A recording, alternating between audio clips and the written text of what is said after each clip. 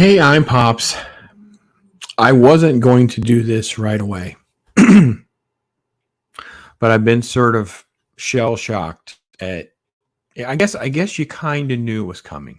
How could you not know it's coming, right? Everything that comes out of the Disney brand, whether it be their actual Disney stuff, the stuff they bought from Fox, whether it be Disney, Marvel, Star Wars, whatever, it's a lot about destroying the legacy, ruining the path that got them there, not standing on the shoulders of greatness and acknowledging it with respect and dignity and love and care, but crapping on it right onto their shoulders, like dumping right on it or figuring out a way to chop it off at the knees. The show Santa Clauses, I have been no fan of. I didn't like it from the get-go. I think it's not childish or like made just for kids. It's just dumb. Nothing hits the mark. I don't know that I've liked pretty much of anything, to be honest. Right? I really don't. I mean, Charlie's scene was fine. There's a few jokes and stuff along the way in moments that are fine. And this premise that Scott is trying to retire and now things have become a mess is, I don't know. They haven't even really clearly explained Simon's motivation as the new Santa Claus. Kumar Santa is obsessed with making it this new business and not Christmas. And it's become basically like a brand. But this episode, I saw the title and I just laughed. I literally, it's called, are you ready? Across the Yule Verse. And I thought, what on earth? Because it's called the Santa Clauses Across the Yule Verse. I'm like, oh, okay. So now we're going to have the explanation and how this, and I found this image, which I thought was taken. I was going to show it. Then I'm like, no. So here's our thing. Scott, at the end of the last episode, because Christmas has turned into a nightmare, elves that are pushing back against Simon and the magic and go, this is not Christmas. They just vanish and disintegrate. There's less and less magic, all of that. There's a joke, or I'm sorry, there's a line about we have to call him. Of course, I made a comment that it has to be Bernard. So yes, Bernard shows up. The family is frozen in place. We play that for some gags and some laughs in some ways. But I will say this, Bernard showing up, there was at least chemistry between Tim Allen's characters, Scott and Bernard. It was fun. It had some moments that I liked. And then it was like, well, I need to show you. And they have to do this multiverse thing. And they step through a door and it's all black and white, right? It's like, I want to go back to my color universe. And you sort of have a Santa. He claims he's 17. He's number 17th. He's the Great Depression Santa, whatever. But it's really interesting that they spend most of their time blaming Scott. And I'm like, okay, are we going to deconstruct his character more or something? And I thought, well, are we having like a Scrooged moment? It moves quickly into another door, and you have Papa Noel. Then you have, what's that mule spell? It's a Krampus joke. And then you go to Scott's childhood where he meets the 17th Santa as a kid. And his Christmas list is about helping others and giving presents to other people, even his parents and that kind of thing. And he feels it inside. He's something special and unique. And St. Nick is there. By the way, the makeup and stuff and some of these Santas that they use is absolutely, it is god awful embarrassing. It is worse than like Spirit Halloween store. It's like they didn't know this guy didn't know he was going to play Santa for this scene, and then at the last minute they're just strapping spirit gum on his face to tack up some white. It is there's some shots that are just, it is god awful. But then you have this moment. And this is, I don't even know if this is the exact moment this conversation starts, but it's a good representation of what happens, where Santa 17 and Bernard basically explain that these Santas are very ethereal. They're eternal. They're like the other beings that we've met in the other show. I have no idea how he's Santa 17 if that's the case, but it is. Fair enough, right? And that they chose a human because there's so much tech in the world, and that all of the events of the three films were designed to get Scott as Santa and to help him along the way, right?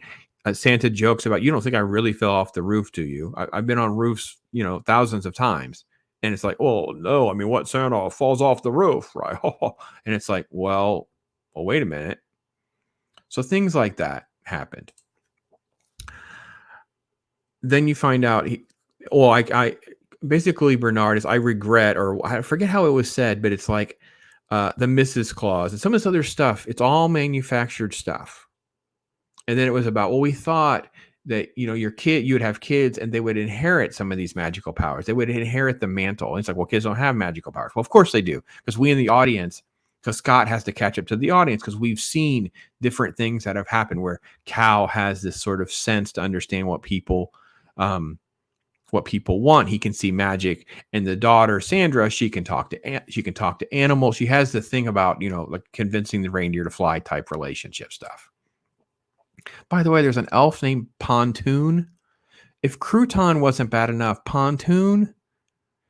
Okay, so there was a joke that was the only joke that is really, really. This was a good joke. The old Santa talks about how hard he had it being Santa, about world wars and Vietnam War and the Star Wars Holiday Special. By the way, that's a funny joke. And there's some good lines about Scott with Bernard about how he's gotten married. He left his elf life. That's why he looks old. And he married Vanessa Redgrave, who's like, I don't know, 80 or whatever. There's some jokes about some of that kind of stuff, and it's fine. But they just completely destroyed the entire element of the first three films just because.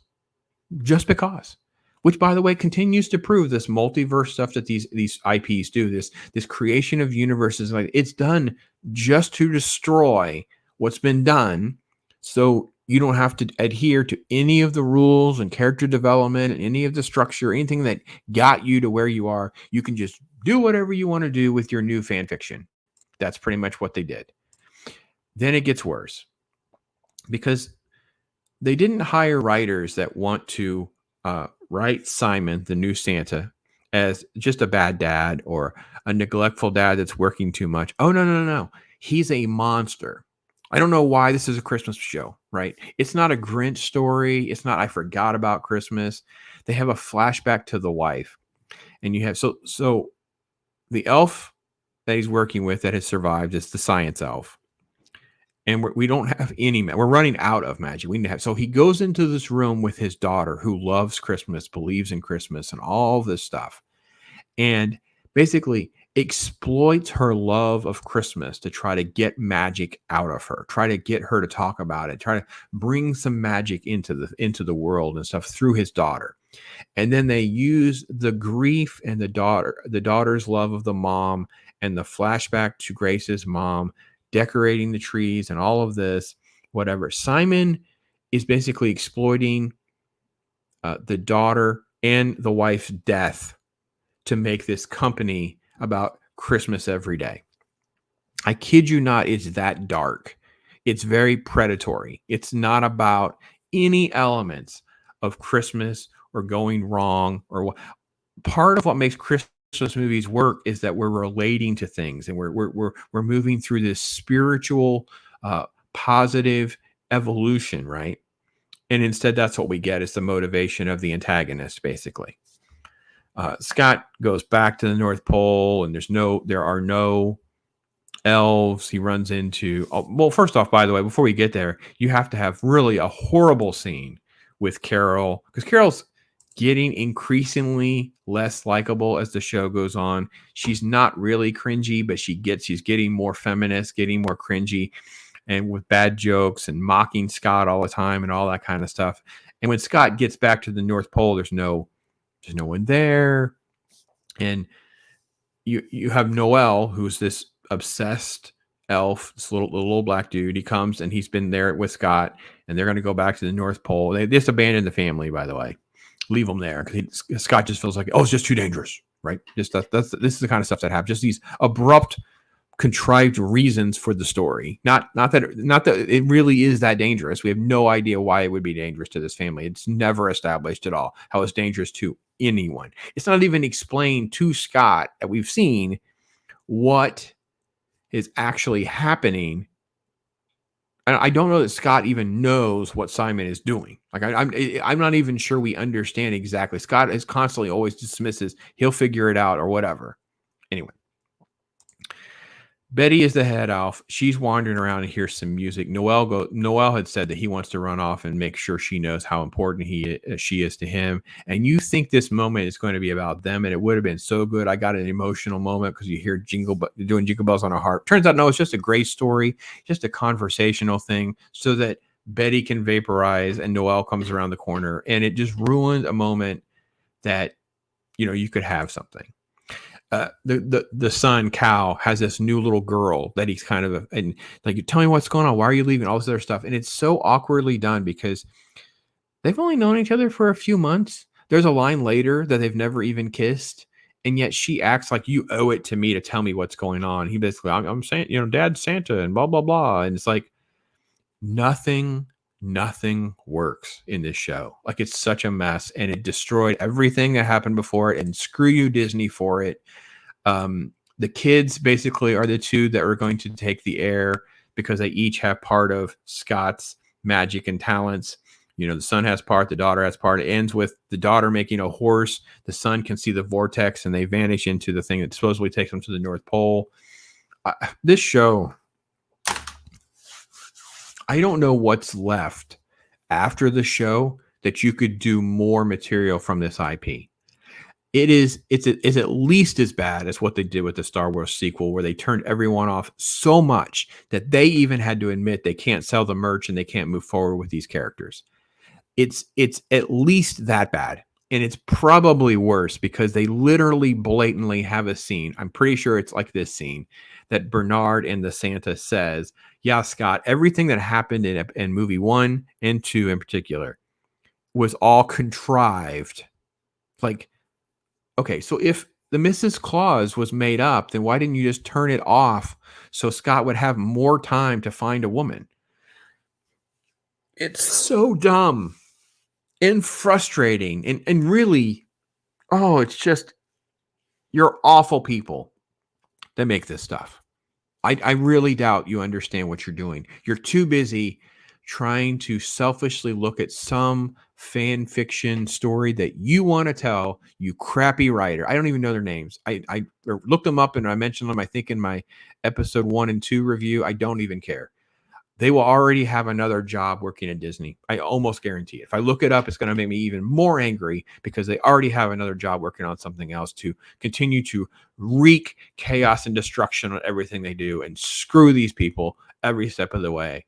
I hope everything you do all of this continues to completely burn down, so Disney will be forced to make changes. The shareholders will force people to be removed.